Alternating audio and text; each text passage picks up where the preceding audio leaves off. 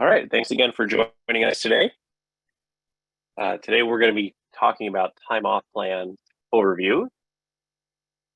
So thank you again for joining us for the Criterion Learning Series presentation. My name is Steve Tompkins, and we're going to talk about time off plans today. So let me go ahead and switch my screen to the system so you can see what's going on.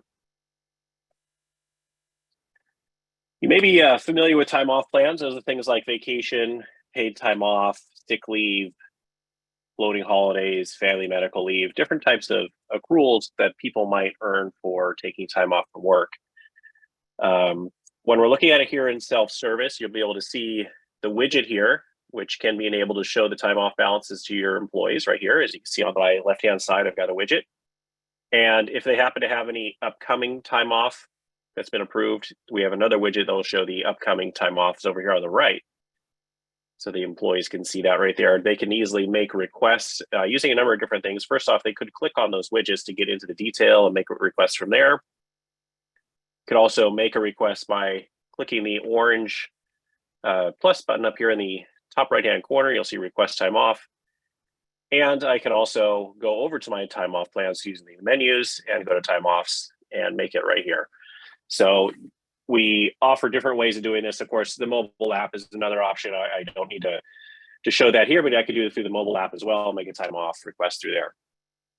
So let's go do a request real quick, and then we go into how you set up those types of plans and stuff like that. So you can see there's 3 different plans that this employee has. Of course, this is not like the only types of plans you have. I just made some up here, and he has some time available in each plan there showing hours. And if I put my mouse over the top of them, you'll see that it tells me my details on there, how much is accrued, carried over from the previous year, if that's an option that you've enabled, how much they've taken, how much they plan on taking. Reserved means that maybe they've requested it, but it hasn't been approved. And then the potential for the whole year and their balance remaining. So I'll go ahead and just click add time off here. Very simple to do this. Choosing the reason. Now you could have more than one reason attached to a plan. So as an example, you might have a sick leave where you do pre-planned and not pre-planned or something like that. Or maybe you have PTO where you say vacation and sick all go into the PTO bucket. So you can have more than one reason tying to one plan if you like. I'll go ahead and just choose vacation here. Let's say he's planning on taking some time off in the future. And I'll go ahead and I'm going to use the calendar picker here, but I could have typed in the date. Let's just say he wants to take off the second week of December here. Again, I could type in the date there, but it's going to do these 5 days, assuming he has enough time available. It'll allow this to happen, or if we allow it to go negative and he doesn't have enough time, it might allow it to happen there. Now I have some options on how do I want to enter the hours. So I can do it as a number of hours. So as an example, I could say 8 hours per day. This is the amount of hours per day. So if he was going to be working a week of half days as an example, and he's an 8-hour employee, he might type in 4 there. The other option is I could say all day, and that's going to look at their primary position, the number of hours per day that they're working. So if his primary position shows 8 hours per day, it's going to do that 8 hours per day for those 5 days. Now, if I happen to have selected a weekend, let's say he wanted to take 7 days off, and my plan is set up accordingly, it'll skip over the weekend, and it will do from the 5th through the 13th, but skipping the 10th and 11th because those are weekend days. And of course, if I have that time available, this notes field, I have it currently set as a required field. So I have to type something in here to do this request here. That's not something you have to do, but it's something you can do. All right, so let's just say vacation to the ski resort. All right, I could add a document in here. Maybe let's say I was doing jury duty and I had a summons or something like that. I wanted to attach that. I could do that right there. And I'll go ahead and submit it. Now, if I save it, what will happen is it won't actually send it out. It'll just save as a draft, basically, so that maybe the employee is going to revisit it. Maybe they're thinking about taking some time off. I'm not really sure if they want to submit it yet, so they could save that. But I'm going to go ahead and submit this. And that will initiate a workflow, assuming you have a workflow configured. to go off to perhaps a manager or something like that for approval. So here you can see it is in the status of submission here, 56 hours because of that weekend. It skipped those 2 days. And you can see up here, when I put my mouse over the plan, it shows 56 hours reserved because it's not yet approved. Once it gets approved, it'll go into the plan and you'll be able to see that. But you'll notice that the balance shows it's 36 hours. So even though you can see there he's accrued 90, he carried over 40, because I have that 56 hours waiting for approval, it's only going to show the balance as 34 hours. All right, so those are the different, that's how you do a time off request. And again, I could have done it through here, requesting time off here to do the same thing. It'll take me to that same screen. So let's talk about how you set those up here. I'm just going to open up another tab where I have this configured over here. So first off, to see it from the employee perspective, or I should say the admin perspective, I've gone ahead and clicked in here. As you can see, I'm looking at that same employee. Here are his time off plans. Now, the only difference is that I haven't refreshed the screen, so it's not reflecting those hours on there. I can refresh this and it will reflect new things that have happened. I actually accrued time, and you'll see that right there. The net is still showing as 90 here because it's not approved. And if I go into the plan, you'll be able to see the detail here. Now, when I'm looking at the plan detail on the employee, you'll notice there's some things I can do in here. So there's some buttons up here at the top. First off is I can accrue to the latest accrual date, whatever that happens to be. Now, this plan happens to be a monthly accrual, and I've already accrued for the month of September because I have it accrued on the 1st of the month. So it shows 9/1 here, but let's say I wanted to accrue into October or something like that. I could hit accrue here, type in a date, or use the calendar picker if I would like, and I can go ahead and accrue like that. You'll notice that it bumped up. I think it said 90 before, now it says 100, must earn 10 hours a month. All right, so that's one way to accrue. Now I wouldn't want to do that for every employee going and hit accrue, or each plan. It would take forever. We can do that for all the plans. We can even schedule it to run as well. I can make an adjustment here. Adjustment might be for, maybe they got an award or something like that. They got some additional vacation plans as an award. Maybe there's a raffle or something like that. Or another adjustment that needs to be made. Maybe you forgot to add the plan to him in his first year, and so he should have received some hours at the beginning of the year or something like that. You need to get those corrections made. You can do an adjustment here. So you'll see here I can adjust either the carryover or the accrued, and then I can put in the date, the amount of hours adjustment, and the reason. So let's just say that there was some type of company raffle or something like that. I could go ahead and do this. You'll notice here I've accrued through 10/1, but I chose 9/9 as my date here. So it's letting me know that this is going to adjust this because it's actually a prior period, because 10/1 is my last accrual date. So if I go into the future, let's say I do 10/2, I won't see that message. And let's say he earned 40 hours for that vacation adjustment here. So the raffle. There we go. So we did a little raffle or something like that, an award, whatever it happens to be is the reason. Doesn't really matter. You'll notice it is a required field because if you go to the accrual log, you want to know why you made an adjustment for 40 hours or negative 40 hours. Let's say I needed to make an adjustment the other way. I wouldn't want to win that raffle, but same thing. You can see how there are 40 hours there. And that'll now bump up his hours. If previously it said 100, now it says 140. So that's an adjustment there. And then if I want to see everything that's happened, I can always say this accrual log. This will run a report. And it should open. Let's see if it opens. Here we go. It's going to open my browser. You can open it in your browser, or you can open it in your PDF viewer. But here's showing all the different accruals that have happened. So you can see here, different days. So I do in a monthly accrual. Looks like I didn't accrue for the first few months. That's why everything here says 4/8. Now, if you scheduled this, it would be automatically accruing. And so you wouldn't need to remember to do that. But you'll notice here, it's showing different days, how many hours were accrued for each month on there. There was a new period. Maybe there's an anniversary date or something like that. That's what that happens there.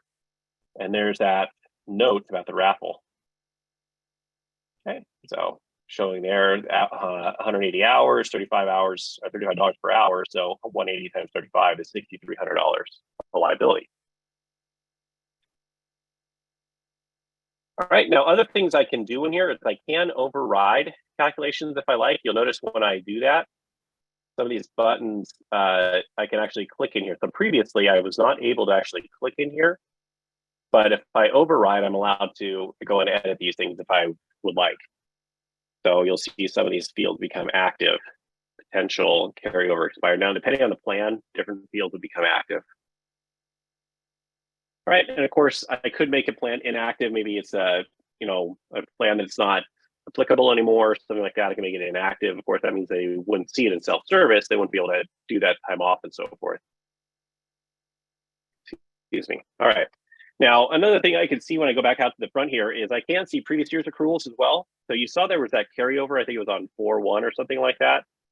So here I'm able to see previous year accruals and what was happening previously. So you can see 19, 20, 21, the 3 years prior. That's how many years of history I have in here. 3 years prior, I can go back in there and see the details on those, run those reports and so forth. So if I want to do that, I could do that.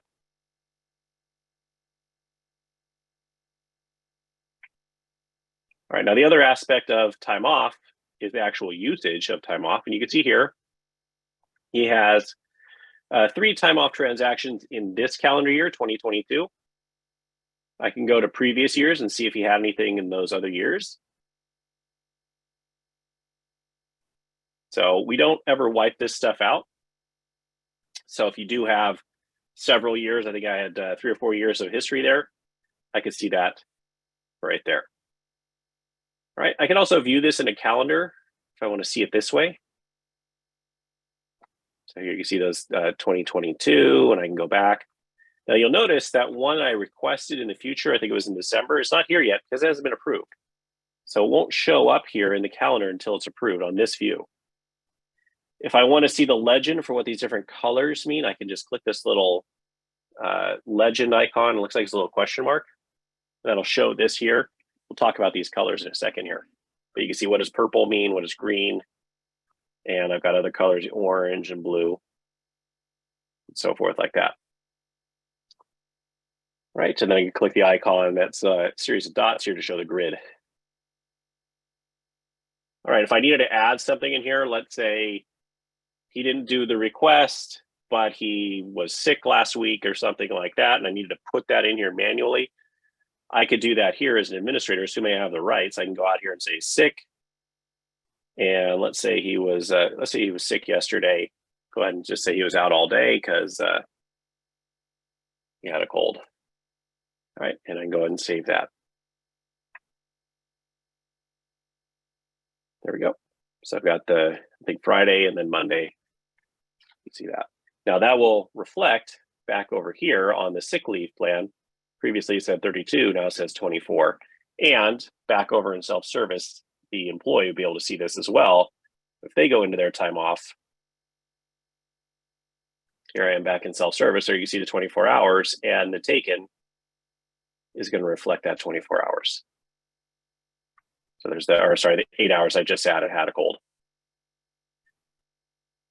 All right, so how do we set these plans up? Let's talk about that there. So when we're talking about time off plans, of course, there's the plan itself, and I'll talk about that in a moment, but there's also some stuff that needs to be done ahead of time so that you can actually set up the plan. The first thing that you have to do is you do need to put in the different reasons for time off. Those have to exist before you can add the plan, because in the plan setup, you tell it, here are the reason codes you're going to use to set up the plan. So that's done under code tables. So see code tables right here. You'll see the type here. When you first come into code tables, I've already come in here today. That's why it's showing it this way. It's going to be on system. It's going to look like this. So you just want to make sure you change this to user first, and then the table name, just scroll down there, alphabetical, is going to be called time off type codes.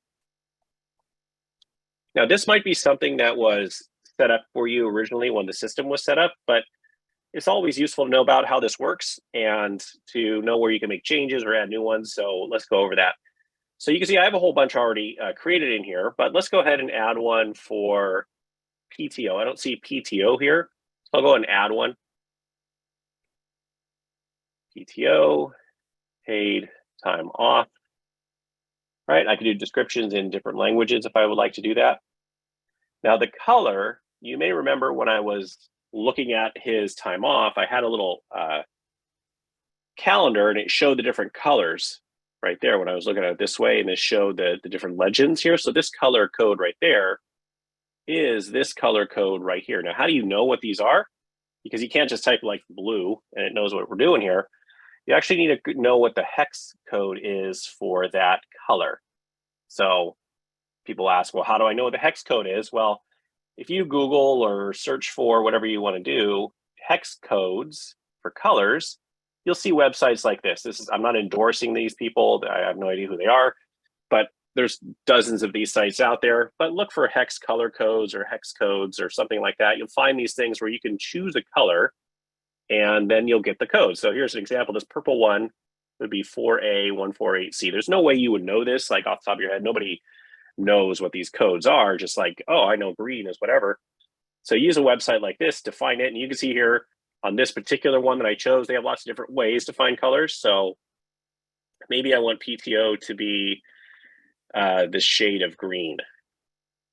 And you'll notice I clicked on green, it gave me a new code. Now, I'm not endorsing these guys. I'm sure they do a fine job, but these are just different ways of doing it here. So I can now take this code and I can copy and paste that, or I type it into my code table over here back in our system. And now it'll use that green color anytime somebody has some paid time off that they're using this code there. All right. Now this is, as you can see, it's not used, so don't worry about this one. This is to indicate if you have a comp time, which is banking overtime.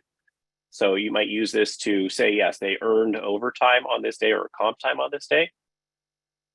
This allows you to link different rules together. As an example, you might have, let's say, a FMLA plan in the US where somebody can use their vacation, their paid time off, their sick or whatever to get paid while they're on leave, but it still counts against the FMLA rules. So you can link plans together using this linked type here. You would need to come up with a code for the FMLA plan as well as the sick or vacation, whatever plan that is, to link them together. And we have help on how that works in here. You'll see if you hit the help menu. This will give you help on it. I'm not sure why it's not showing it here, but if you go into the user code tables, it will show you the help in here, or you can reach out to support, help@criterionhcm.com, or call in, and your account manager will be able to help you out with that. And then finally is hide in ESS. So what this does is it will not show this in ESS for whatever reason. Maybe you don't want to show that reason there because you don't want your employees putting that stuff in, something the administrators are going to be putting in the codes there. So I believe you put a 1 here to hide this particular code in self-service. What that means is that if I go to request time off as an employee back in self-service here, I wouldn't see it in the drop-down menu. So if I said 1 to that, I would not see paid time off here, assuming he had the paid time off plan.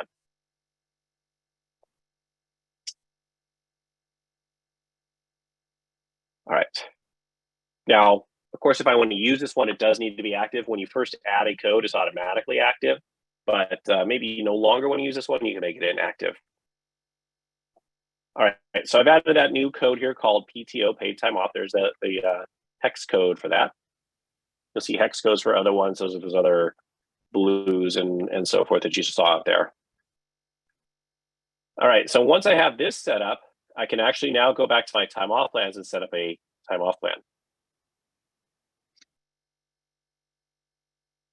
All right, so I already have a paid time off plan, but I'm going to just set up a new one here just to go over how this works. So I'll come up with a code. I haven't already used PTO. Now you can use the same code, even the same name for other plans, but we really recommend you don't do that because it's going to be very confusing when you go to like add it to the employee. If you see 2 plans that are exactly the same name and code, how are you going to know which one's which?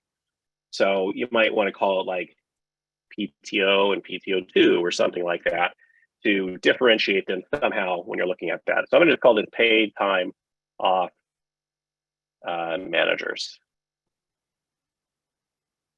All right, so here's those time off codes. So the time off type codes. So you can see in here all the different ones that were already configured. Here's the one I just created, but I can select more than one if I wanted to. So let's say I allow them to do sick leave and vacation or something like that.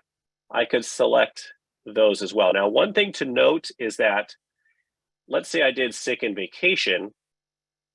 If I try to add this plan to somebody who already has a plan that uses sick and vacation, it won't let me do it. Because how would the system know where to put sick or vacation if they have two plans using the same code? There's no way the system can know, like, oh, this today they want to use PTO, but yesterday they wanted to use a sick leave plan or something. There's no way our system can know which one.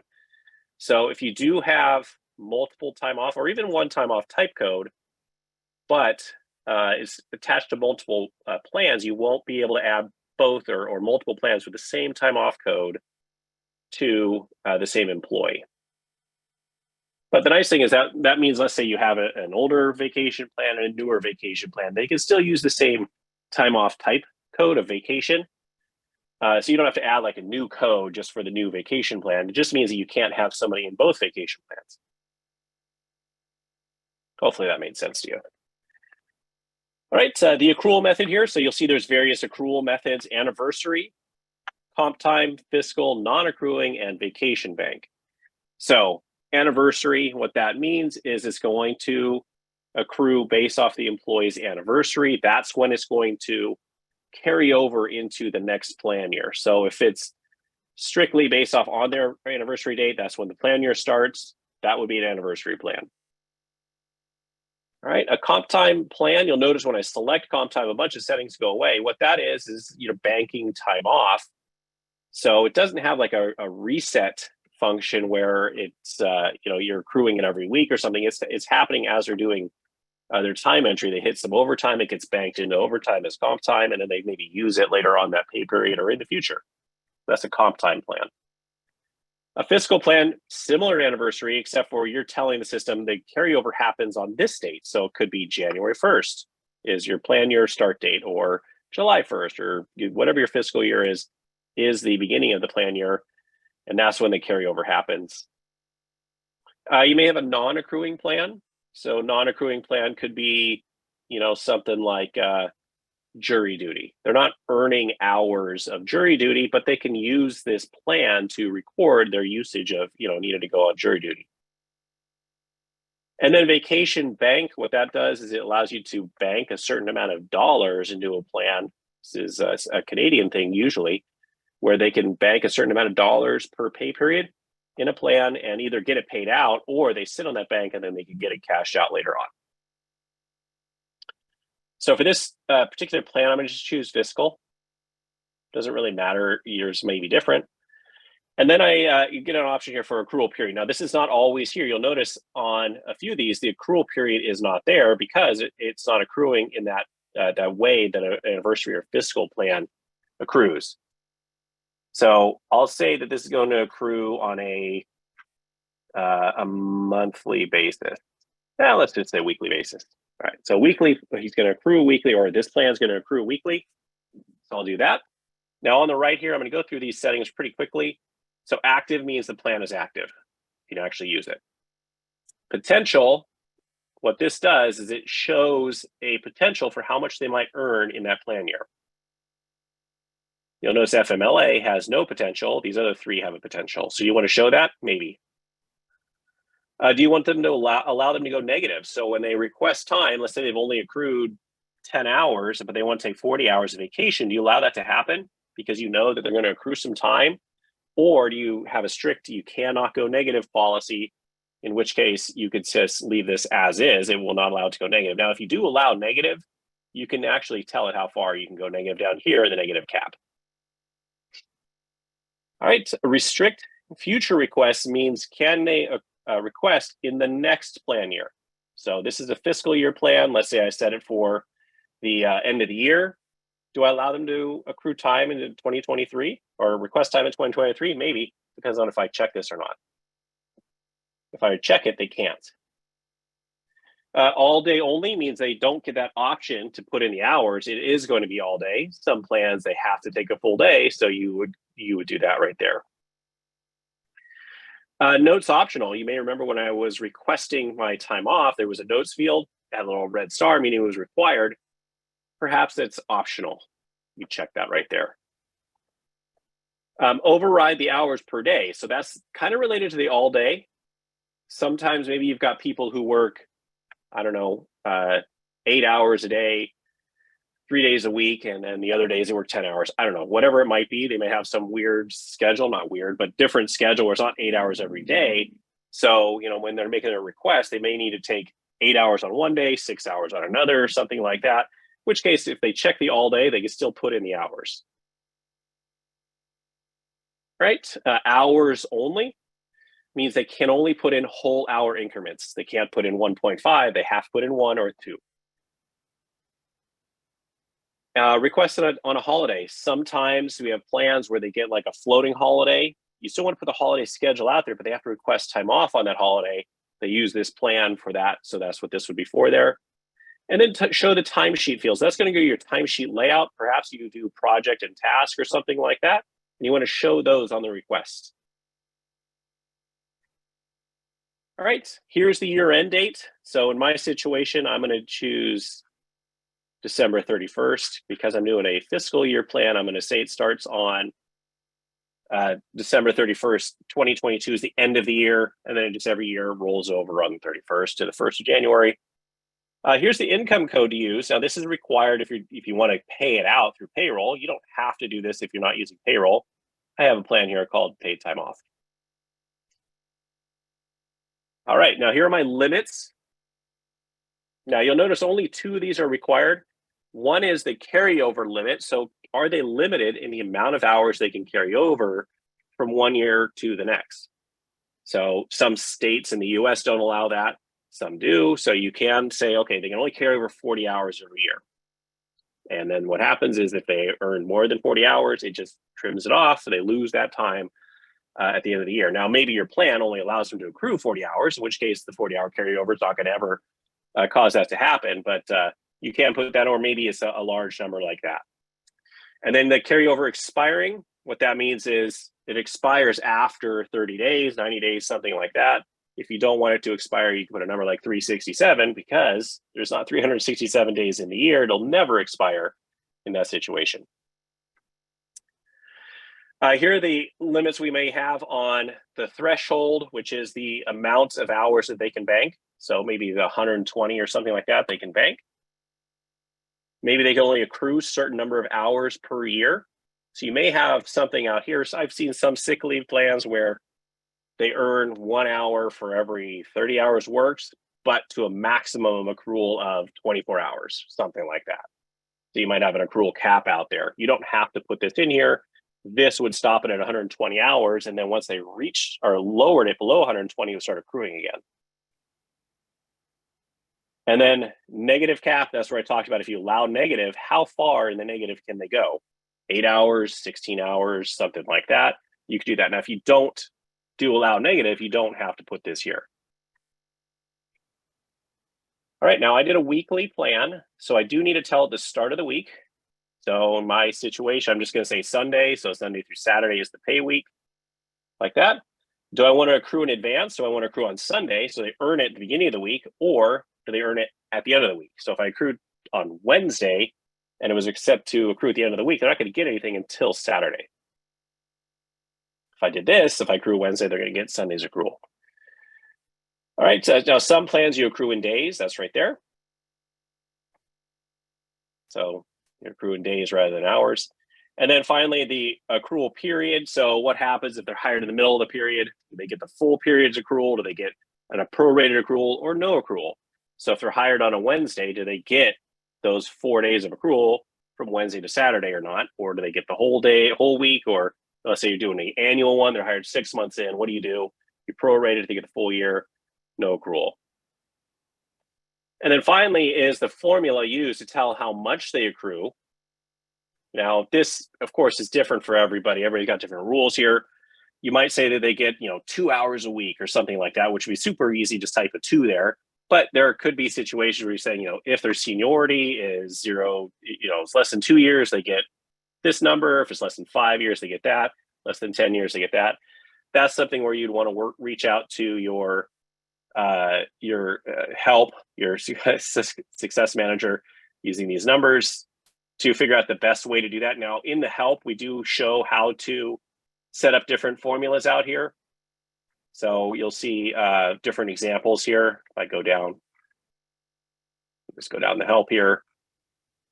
Here's an example, 1 to 5 years, I get 20 days or something like that. You'll see those different examples there. So we do provide some examples and some help on that. So if you want to try to learn it yourself, that's great. Or you can reach out to us. But let's just say that they earn 80 hours a year, but remember, I'm doing this weekly. So I'm going to say 80 divided by 52. That'll break up the 80 hours into weekly segments. So they'll get a little over 1 hour every week. And I'll go ahead and save that. Now, what I always tell people, what our support tells people in our implementation is, try this out in your sandbox. Everybody's got a sandbox. If you're trying out a new plan, add it in there. Go to that employee that you want to test it out on. You can add the plan to them and see what it does. So I just added that PTO plan by clicking add right here. Here's PTO. You'll notice nothing has accrued yet because I just added the plan. Let me just go ahead and accrue to today and see what happens. You could do this, break out a calculator, figure out how much they should have accrued.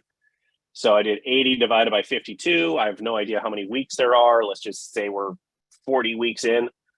You would do, times 40 and get some number in it there. That's how that would work, is it would look at that formula, whatever you put in there, and tell you that right there. So this is where you could go, oh, okay, yes, that is calculating correctly. As you can see, 56.98, maybe that's the exact right number. And I can see that there like this. Now, if it was based off the seniority or something like that, you may need to go to their employment screen and look over there. See what is their seniority. I don't have it set that way, but you can see here's my seniority. We can reference all 3 of these fields. So depending on what you're doing with your plan, again, you'll probably want to reach out to support for that. Now, the one thing I didn't cover here, it's something we covered last week, was the approval workflow. So you would want to set up an approval workflow for this. So that way, when somebody requests time off, it follows that workflow to get approved. So review our last session on that, or if you want to try to figure it out yourself, maybe you missed it or something like that, we do have help on it. We did publish that video, but you would want to set up a workflow in here for that. But I'm not going to cover that today because we are a little bit long. So thank you for sticking around a little bit. I did want to talk about what's coming up in the future here. So in 2 weeks, we do have a benefits overview. We're going to talk about benefit plans and stuff like that on the 27th of September. And then 2 weeks after that, we're going to talk about fiscal year-end overview, which might have something to do with time offs, but of course also has stuff to do with payroll, tax filing, and so forth. So just look out for those, look out for those emails to register for that. And as always, if you have any questions, feel free to reach out to us. You'll see our number there at the bottom, or email us, and your support representative will be able to help you out. So